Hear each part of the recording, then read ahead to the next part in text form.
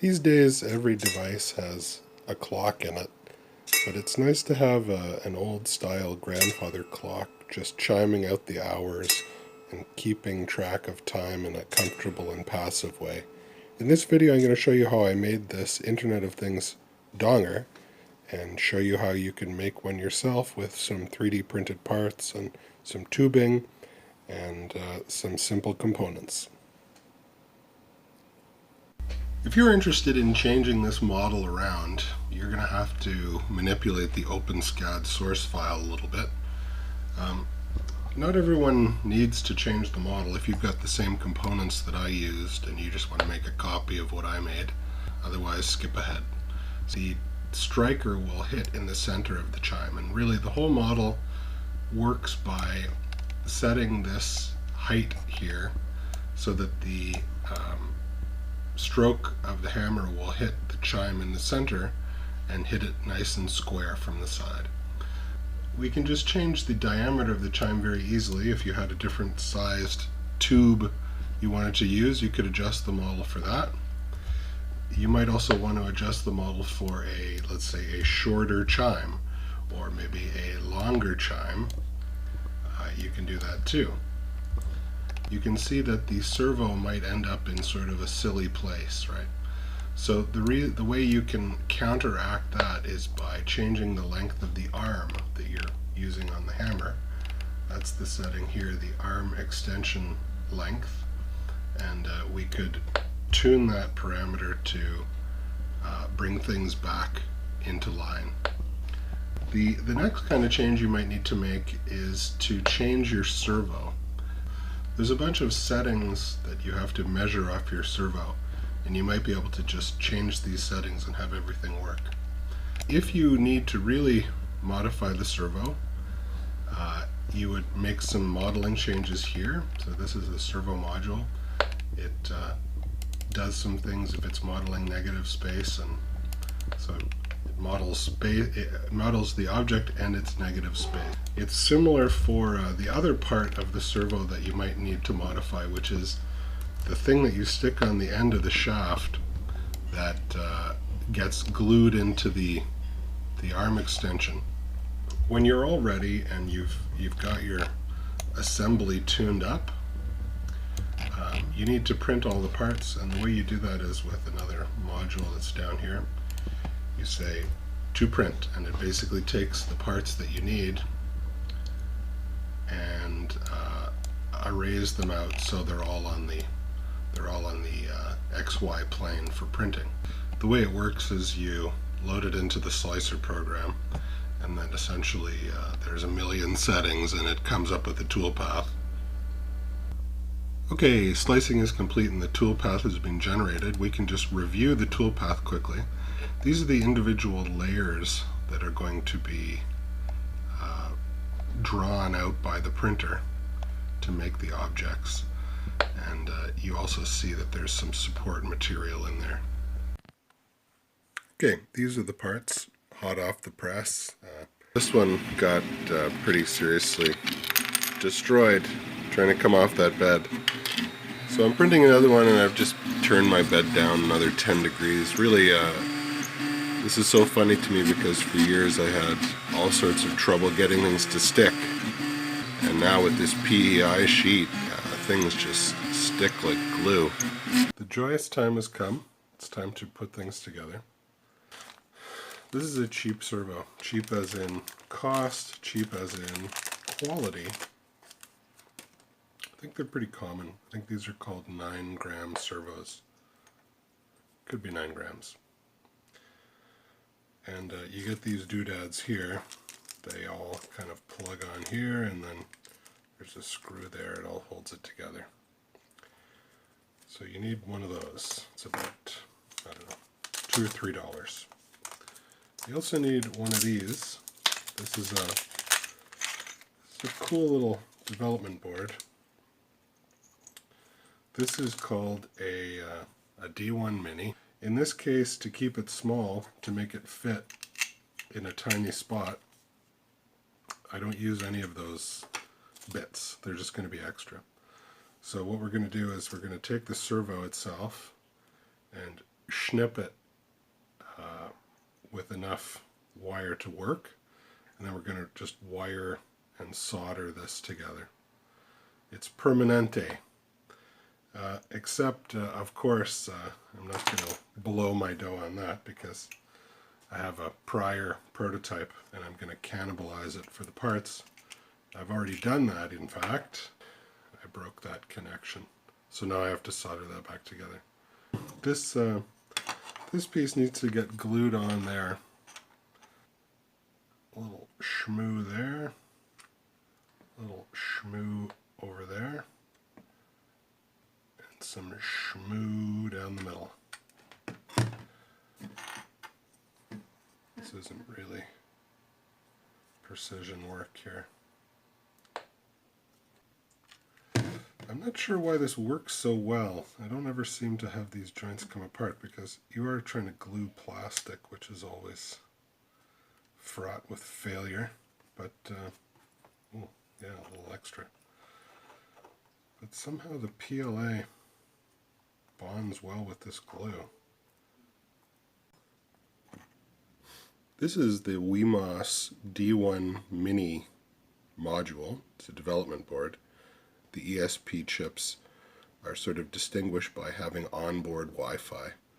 Also, USB can provide power, right? Like it's very easy to power a device if all you got to do is hook up a USB, a micro USB power cable, and plug that into the wall with one of those 5-volt adapters. That's pretty sweet. Okay, first step is suck out the old solder through the hole.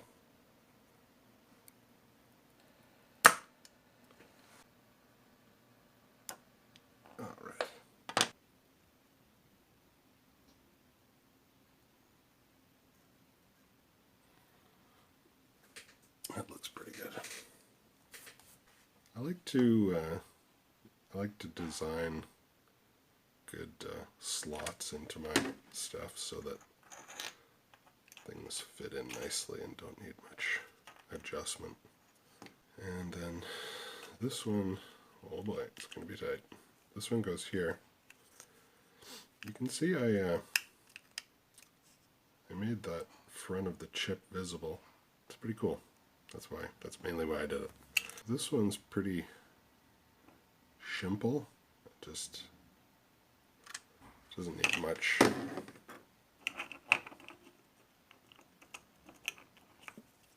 and then I kind of look here while I let it glue up. Basically just presses onto the spline shaft of the servo. That's it. Chimes are really easy to make. This particular piece of tubing is from a shower curtain rod. Because they're trying to make it cheap, and because a curtain doesn't need much strength, it's made out of aluminum. And aluminum has a lower tensile strength than steel, for example. You can get a lower tone with aluminum than you could with other stronger metals given the same length.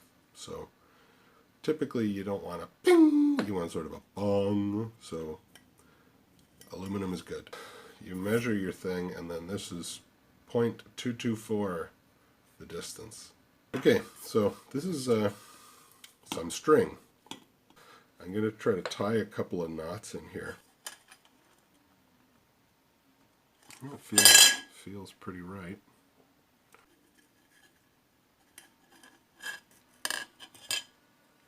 Okay. Both of those knots kind of catch on the inside edge. Each one of these little pegs has a hole, and now the dream is to be able to get that through there.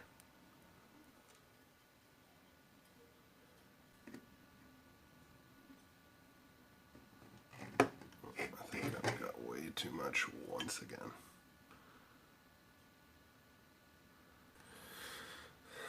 Little snip snip.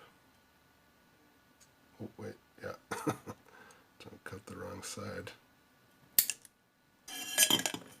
Okay, it looks like it's going to be workable.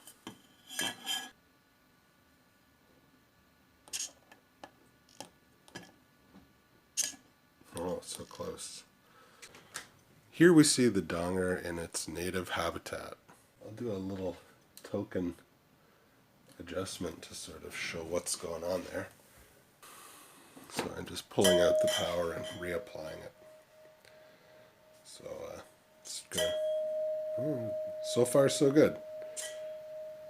So that strike needs a little tuning there. Okay, so here's the code for the donger, and there's some things you need to set. You have to set your SSID and the password to connect to your Wi-Fi, and you also have to give this a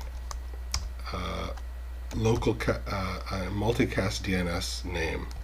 So this is easier than trying to find the name, trying to find the device with its IP address from your router. So now we click upload. Okay, we've uploaded the code, and the device is just turning on. So I want to specify the protocol when I do this. So cross your fingers. Okay, so multicast DNS resolved this okay. Your system might not do this, in which case you got to go hunt for its IP address in your router. But I'm lucky, and you can see that the device has set its internal clock using NTP, so it knows exactly when it is. And then I get all these settings, and I can also click. Oh, it just turned 2 o'clock. Real time demo. So it just chimed the hour for 2 o'clock, 2 p.m. But I can also click this anytime I want and make it go again. So I can also say, how many I want to chime.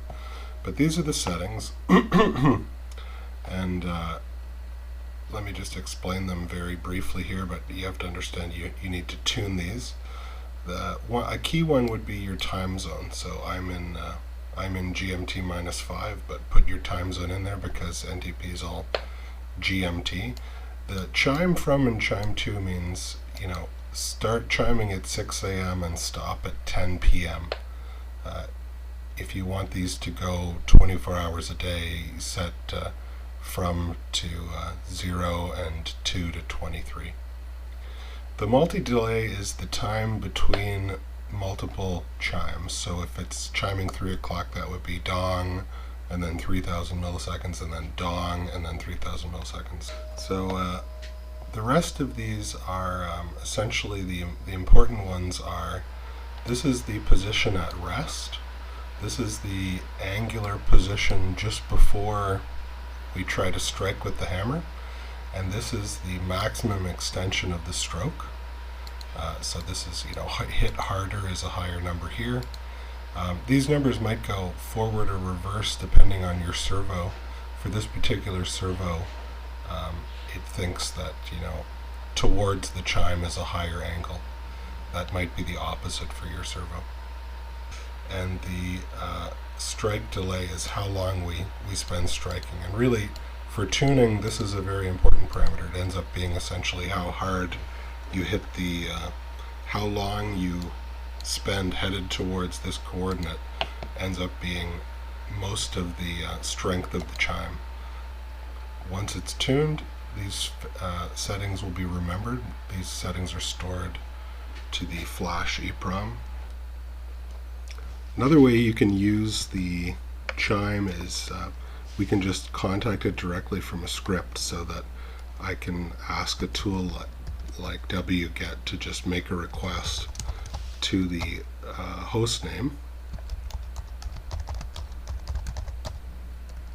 and give it the this URL, and I can trigger the chime from a script or from anything else.